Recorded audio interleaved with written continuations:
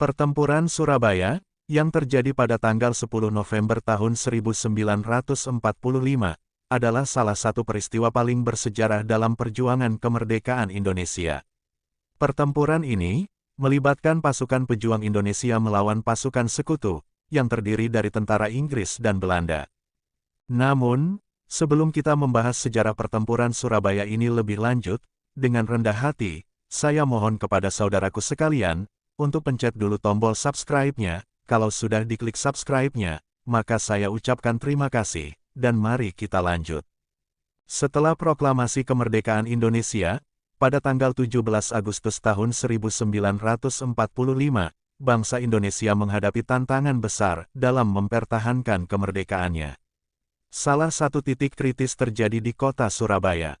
Surabaya, yang merupakan kota pelabuhan penting di Jawa Timur, yang memiliki posisi strategis, baik secara ekonomi maupun militer. Kota ini menjadi pusat pergerakan nasional dan markas para pejuang kemerdekaan. Pada bulan September tahun 1945, terjadi kekacauan di Surabaya setelah kekalahan Jepang. Para pejuang Indonesia berusaha mengambil alih senjata dari tentara Jepang yang menyerah, dan terjadi beberapa insiden kekerasan. Sekutu, yang diwakili oleh Inggris, tiba di Indonesia untuk melucuti senjata tentara Jepang, dan membantu repatriasi tawanan perang. Namun, kehadiran mereka di Surabaya, dipandang sebagai ancaman oleh para pejuang Indonesia. Kedatangan Brigadir Jenderal AWS Malabi dari Inggris, pada akhir Oktober tahun 1945 menambah ketegangan. Meski awalnya ada upaya untuk mencapai kesepakatan damai, situasi semakin memburuk. Pada tanggal 27 Oktober tahun 1945, terjadi insiden, di mana para pejuang Indonesia dan pasukan sekutu saling bentrok. Pertempuran skala kecil ini, memicu ketegangan lebih lanjut. Pada tanggal 30 Oktober tahun 1945, Brigadir Jenderal Malabi, terbunuh dalam sebuah insiden di dekat Jembatan Merah. Kematian Malabi memicu reaksi keras dari pihak sekutu. Sebagai balasan, sekutu mengeluarkan ultimatum kepada pejuang Indonesia pada tanggal 9 November tahun 1945. Ultimatum tersebut memerintahkan pejuang Indonesia untuk menyerah dan menghentikan perlawanan. Pejuang Indonesia, yang dipimpin oleh Bung Tomo, menolak ultimatum tersebut dan memutuskan untuk melawan. Bung Tomo melalui siaran radio membakar semangat rakyat Surabaya untuk mempertahankan kemerdekaan. Pada pagi hari tanggal 10 November tahun 1945, pasukan sekutu melancarkan serangan besar-besaran terhadap kota Surabaya. Pertempuran pun pecah dengan dahsyat. Pertempuran Surabaya dikenal sebagai salah satu pertempuran paling sengit dalam sejarah Indonesia. Pasukan pejuang, yang sebagian besar terdiri dari pemuda dan milisi lokal, melawan pasukan sekutu yang lebih terlatih dan dilengkapi dengan persenjataan berat. Meski kalah dalam persenjataan, semangat juang pejuang Surabaya sangat tinggi. Mereka bertempur dengan gagah berani, mempertahankan setiap jengkal tanah dari serangan musuh. Para pejuang Indonesia menggunakan berbagai taktik, termasuk perang gerilya dan sabotase, untuk menghadapi kekuatan superior sekutu. Banyak dari mereka yang gugur dalam pertempuran ini. Pertempuran berlangsung di berbagai titik di seluruh kota, termasuk di jalan-jalan utama, jembatan, dan bangunan strategis. Pertempuran ini mengakibatkan kerusakan parah pada infrastruktur kota.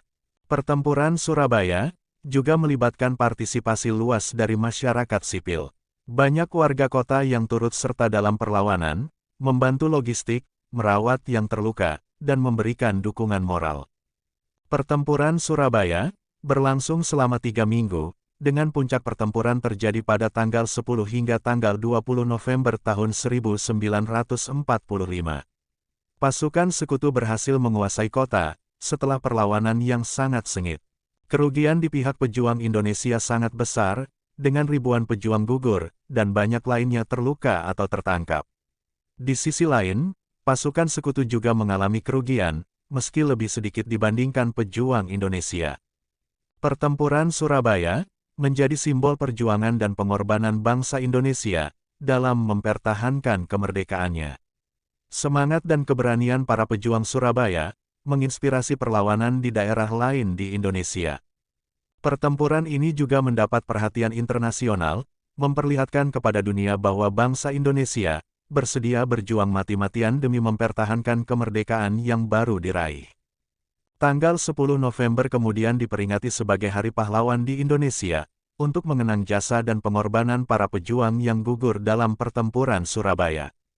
Pertempuran Surabaya meninggalkan jejak mendalam dalam sejarah dan budaya Indonesia. Banyak monumen dan situs sejarah di Surabaya yang didedikasikan untuk mengenang peristiwa ini. Salah satu monumen paling terkenal adalah Tugu Pahlawan, yang dibangun untuk menghormati para pejuang yang gugur dalam pertempuran. Monumen ini menjadi simbol keberanian dan semangat perjuangan bangsa Indonesia. Pertempuran ini juga diabadikan dalam berbagai karya seni, termasuk film, buku, dan lagu. Salah satu lagu yang terkenal adalah Surabaya, Oh Surabaya, yang sering dinyanyikan untuk mengenang perjuangan tersebut. Semangat juang dan pengorbanan para pejuang Surabaya menjadi inspirasi bagi generasi berikutnya dalam menghadapi berbagai tantangan bangsa, termasuk dalam mempertahankan kedaulatan dan membangun negara. Pertempuran Surabaya juga menjadi bahan kajian penting dalam sejarah militer dan perjuangan kemerdekaan Indonesia.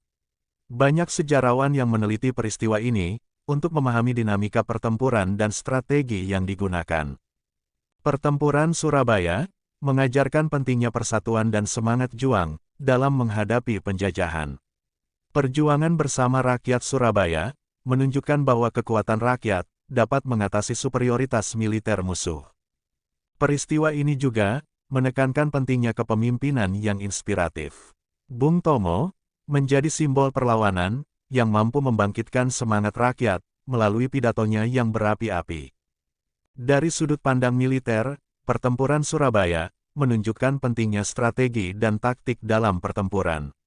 Meskipun kalah dalam jumlah dan persenjataan, pejuang Indonesia mampu memberikan perlawanan yang signifikan melalui taktik gerilya dan penggunaan medan yang mereka kenal dengan baik.